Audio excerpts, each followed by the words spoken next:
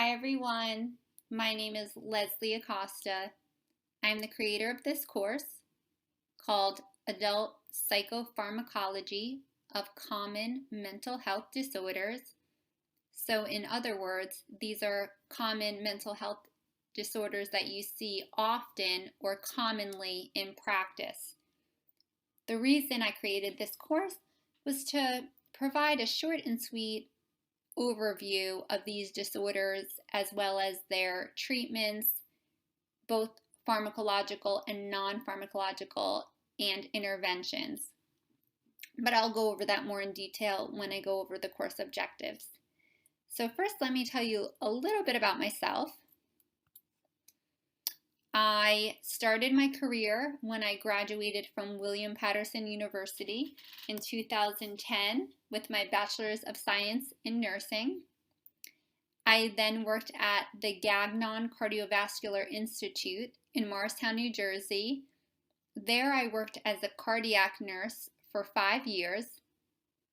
While I was working, I started out on nights, and then eventually I was able to move my schedule to days, which was great.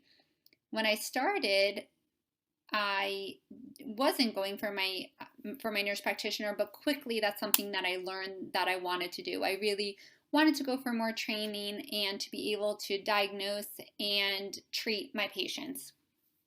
So when I started my Master's of Science in Nursing, that was at Walden University. The program was a 2-year program, and I finished that in 2015. Shortly after, I sat for my board certification with the American Academy of Nurse Practitioners, where I passed and became board certified. After becoming a nurse practitioner, my first job was at a Suboxone clinic in Lexington, Kentucky. I didn't know a lot about Suboxone at the time, but it's something that I heard was a growing field and something I knew I heard a lot about in the news, and I'm sure you have also heard that this is kind of becoming an epidemic in our country with overdoses. So it was something that grabbed my attention that I wanted to do something about. So I took that first job at a Suboxone clinic, and about a year later, President Obama passed the CARE Act to allow nurse practitioners who completed a 24-hour waiver to be able to have their own patients.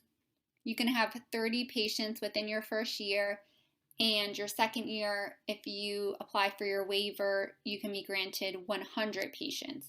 So this was something I was very interested in, and I actually did do the training. And currently, this is my first year doing Suboxone, I'm allowed to have up to 30 patients, which is great. And next year I will be applying for my waiver for 100 patients.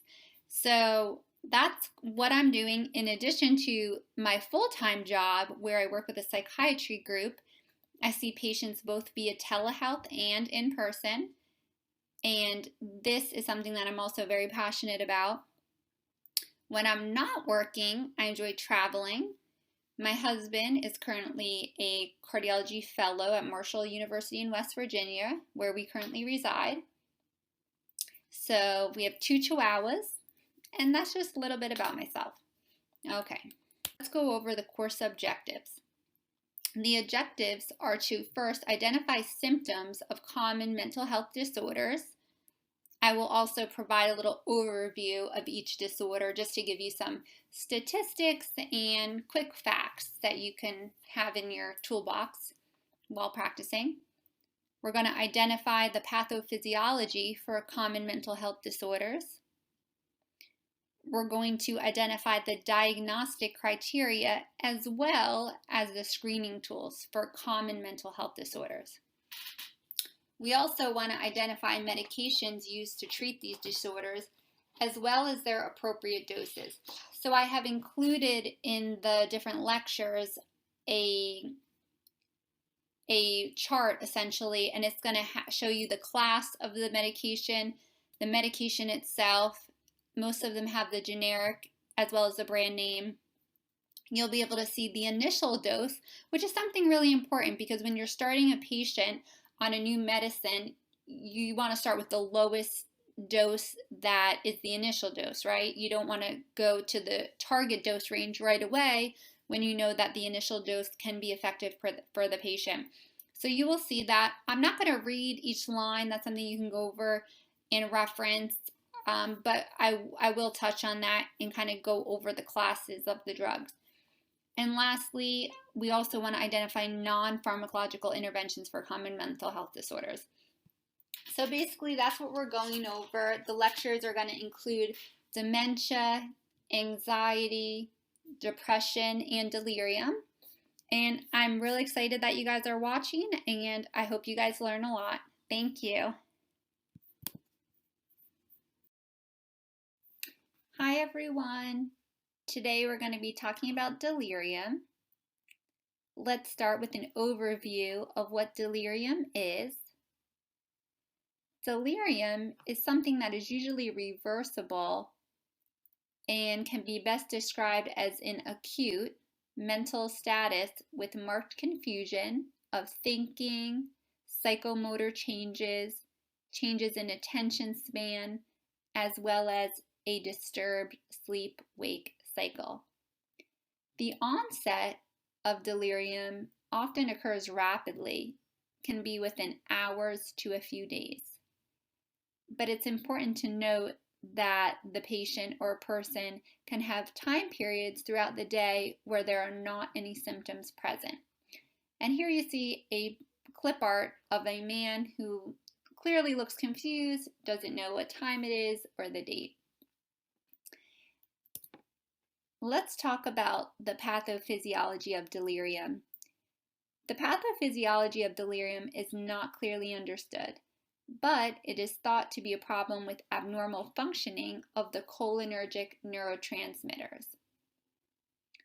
Anticholinergic effects commonly due to anticholinergic drug toxicity and also are commonly caused by inappropriate psychiatric drug toxicity.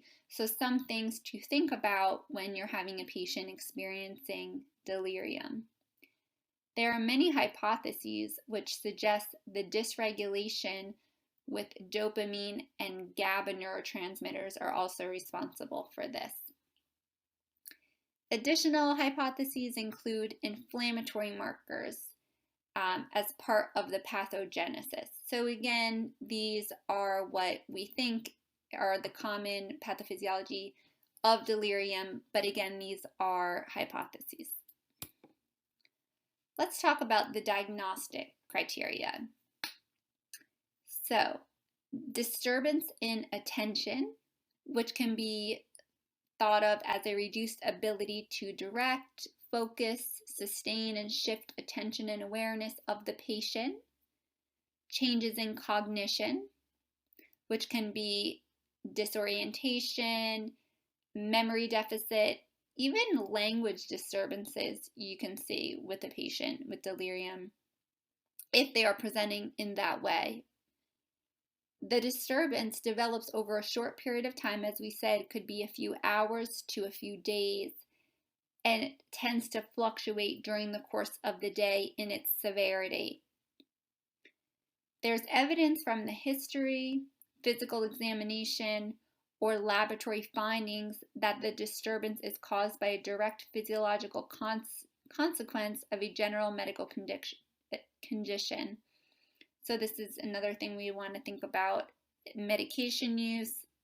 Were they taking anything that was intoxicating when you're trying to diagnose this patient? Let's talk about some screening tools for delirium. Common screening tools include the confusion assessment method, delirium symptom interview, confusion assessment method for the intensive care unit, and intensive care delirium screening checklist are a few screening tools. Causes of delirium. Acute illnesses such as urinary tract infections and respiratory infections. And honestly speaking, when I have a patient that has a sudden change in their mental status, one of the first things I do is check for infection, do a urine culture with analysis to see Is there some kind of infection that's responsible for this? Chronic illnesses such as CHF, renal insufficiency, anemia, and also COPD, which can cause hypoxia, are other possible causes. In addition to hypoperfusion, so you want to think about your post-operative patients here, right?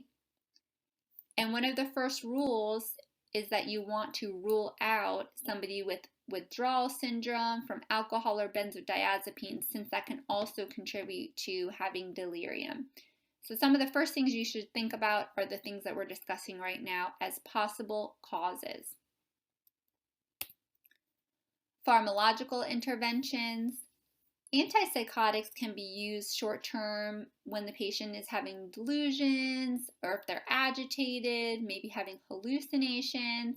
So below you will see Haldol, Seroquel, Risperdal, and olanzapine and their appropriate doses as medications that you can use for this type of patient when treating them. There are many medications with anticholinergic effects. So here is a list of some of the most common ones. And you can see that this list is actually pretty extensive. Many patients are on, especially elderly patients, something such as warfarin, especially if they have atrial fibrillation, digoxin. Many patients are on furosemide. So these are just some things you want to keep in mind when you're treating your patient. And here are our sources. Thank you. I hope you learned something. Hi everyone. Welcome to our first lecture. Today we're going to be talking about dementia. I want to start with an overview of dementia. Dementia can be best defined as a group of social and intellectual symptoms which interfere with everyday functioning. There are more than 3 million cases in the U.S. every year of patients with dementia. The diagnosis of dementia, there's not one test to diagnose dementia.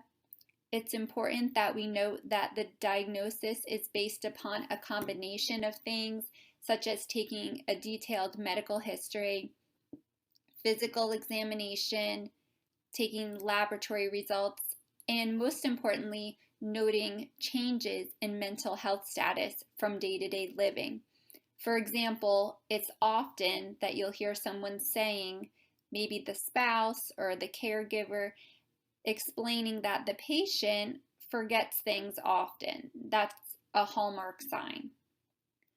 Alzheimer's disease is the most common type of dementia because we know there are many types of dementia.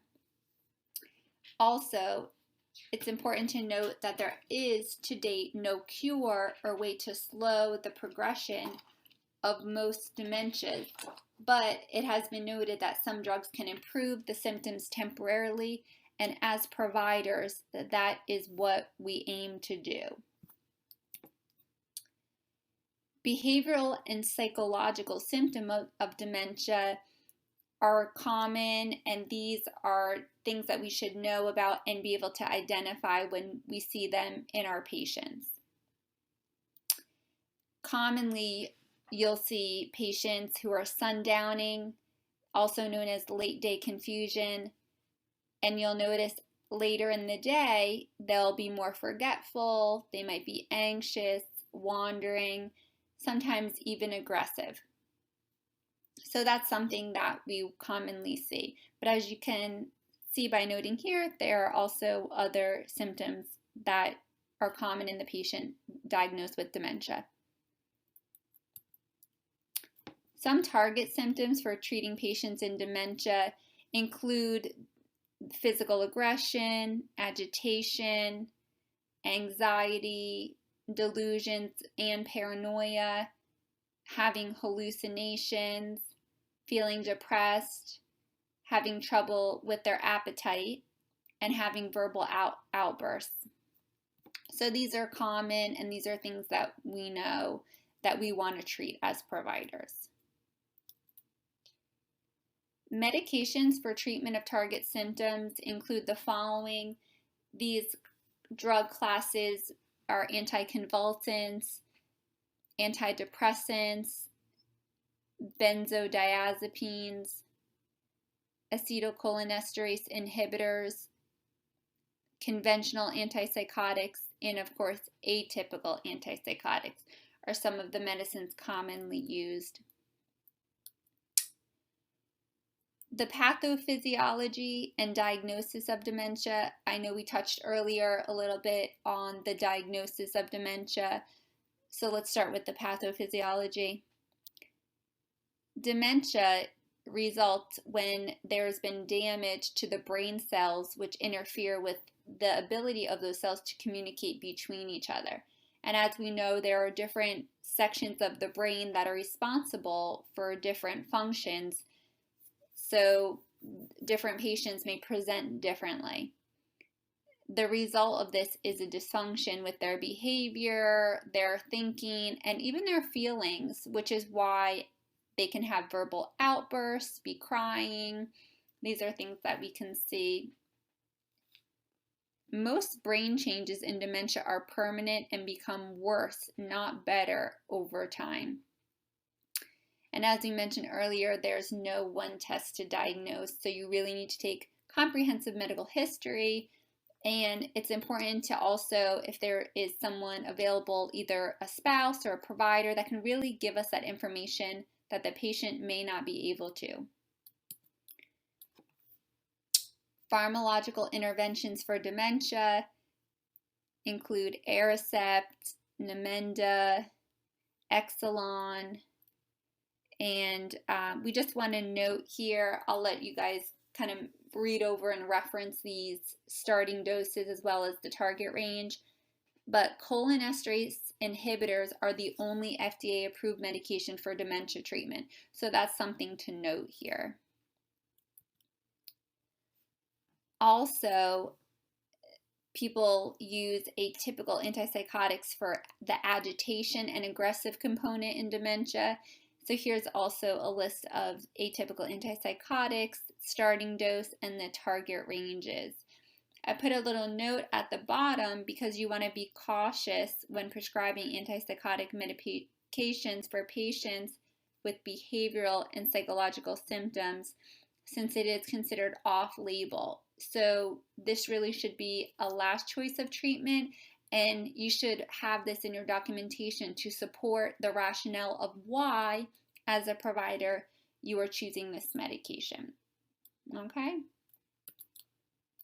Some non-pharmacological interventions include approaching the patient in a calm manner, and I can't say how important that is when a patient is not feeling calm, that as the provider or the caregiver or the nurse who's ever taking care of this patient, to really be calm and provide that for the patient so that they can be calm as well, as opposed to being anxious and then the patient being more worked up.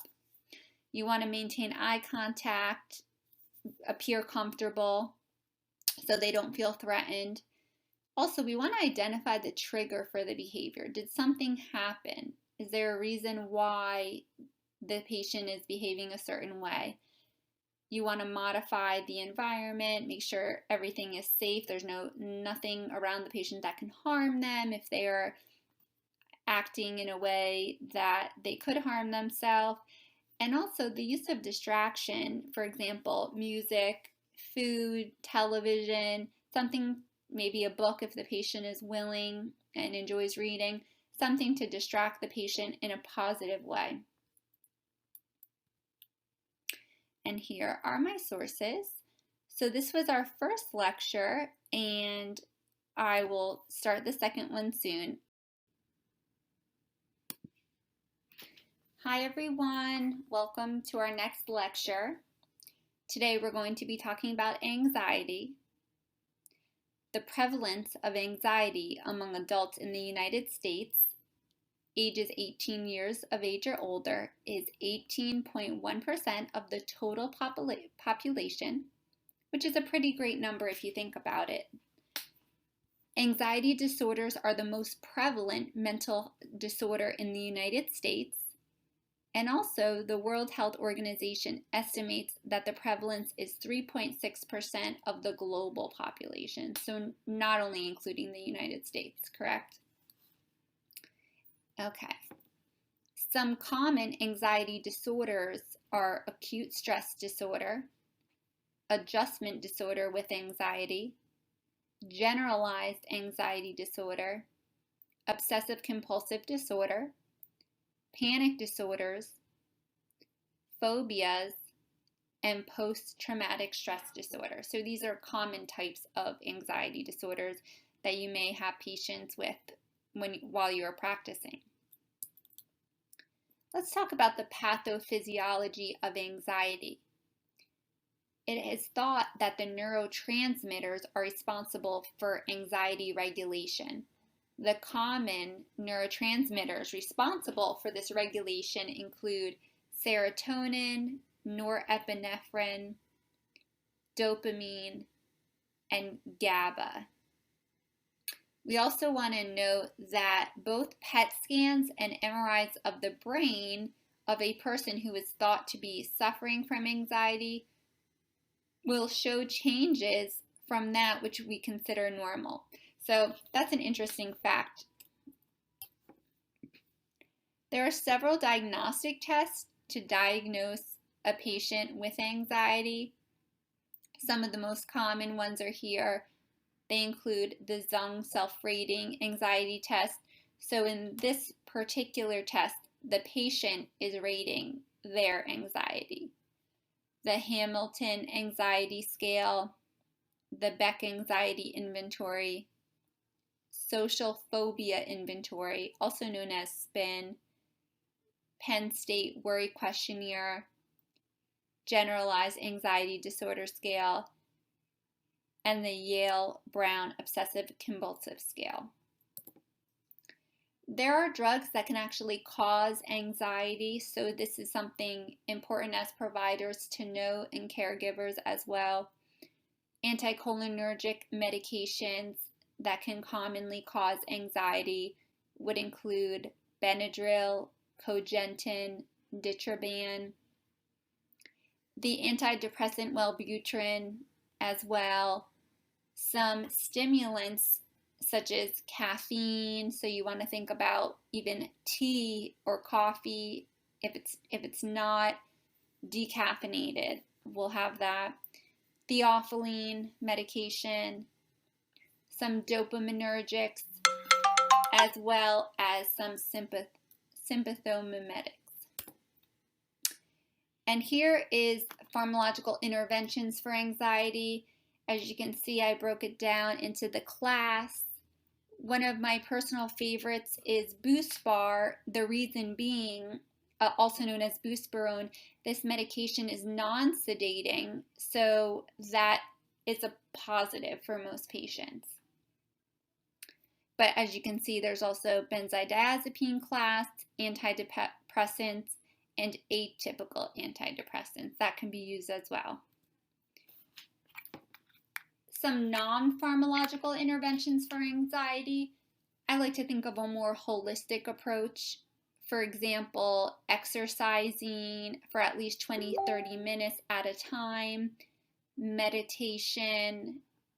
Some people have reported feeling more relaxed with acupuncture, massage therapy, and other relaxation techniques such as music.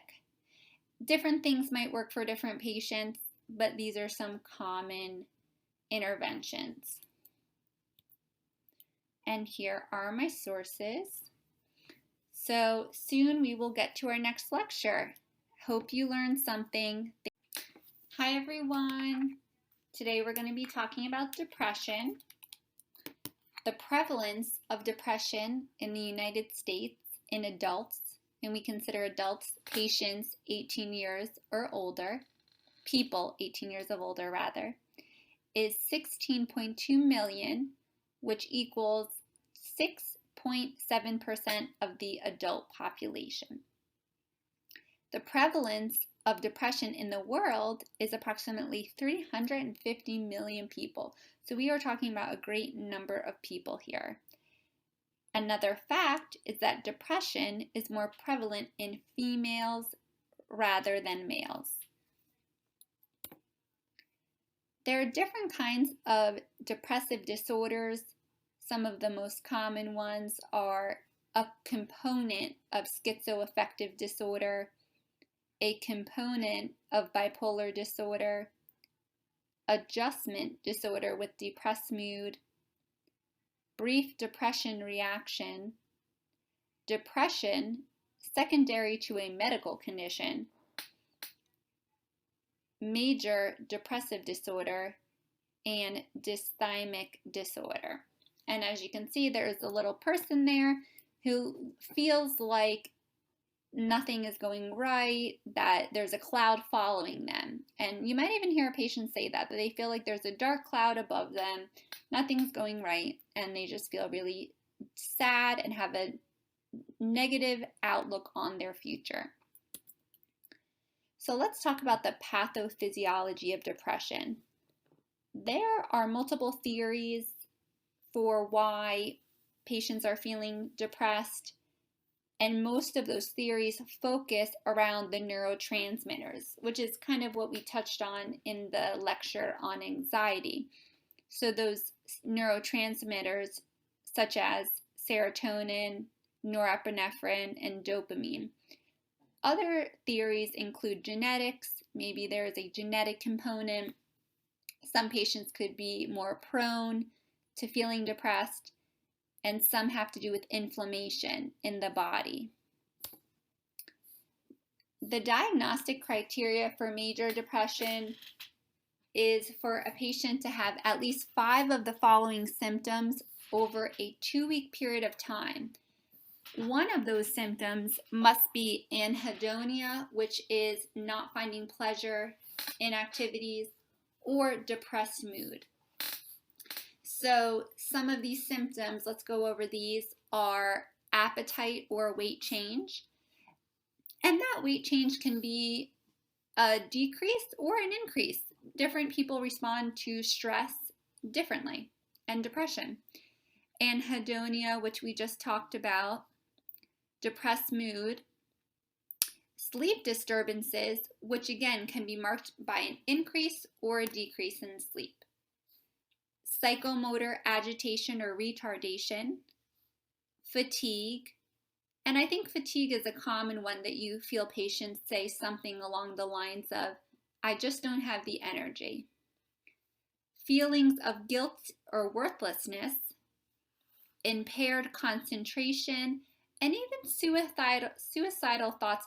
Now that is something that you want to screen all of your patients with depression, because if they are feeling suicidal, that is something that we need to act immediately on. We need to evaluate if this patient is in a facility. Do they need a one-to-one, somebody to be with them? Or do they really need to go to the emergency room because they really are posing a threat to themselves or even others? So it's something that we want to keep in the front of our mind when assessing these patients. Medical conditions that can contribute to depression symptoms include the following: autoimmune disorders such as lupus, cardiovascular diseases, which we know something like chronic CHF is a chronic condition. Cerebrovascular diseases, a patient might have a history of a TIA or CVA and not be able to control their feelings and get bouts of depression. Endocrine disorders such as diabetes, infections including HIV, hepatitis, and the list goes on here, cancers, sleep apnea, neurologic disorders. So these are things we want to take note of if this is something our patient has in their history as well. Screening instruments for depression can be classified into 2 different ones. One is that self-reporting instruments, where the patient is assessing their own depression, and also instruments performed by the medical professional, including the Hamilton Depression Rating Scale and the Geriatric Depression Scale. Pharmacological interventions for depressive disorders include the following chart here. And as you can see, it's broken down into the class. So I will let you look at that and reference that for the starting doses and the target range doses.